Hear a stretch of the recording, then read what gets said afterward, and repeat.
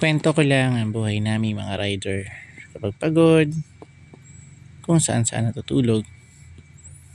Minsan, kailangan namin ngumiti kahit pagod at puyat na. Pero para sa iba, kami ay kailangan nagmaneho. Kami ay kailangan din kumayod. Kagaya nyo, napapagod at nagugutom. Napupuyat din naman kami.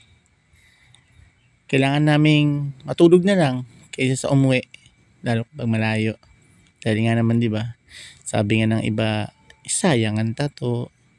Hindi, sayang naman kasi ang gas kung uuwi pa kami. Kaya hintayin na lang namin na medyo maumagahan sa daan, sa mga ilalim ng tulay, overpass, sa mga gilid ng kalsada para kumita para sa kanya-kanyang pamilya. Salamat po.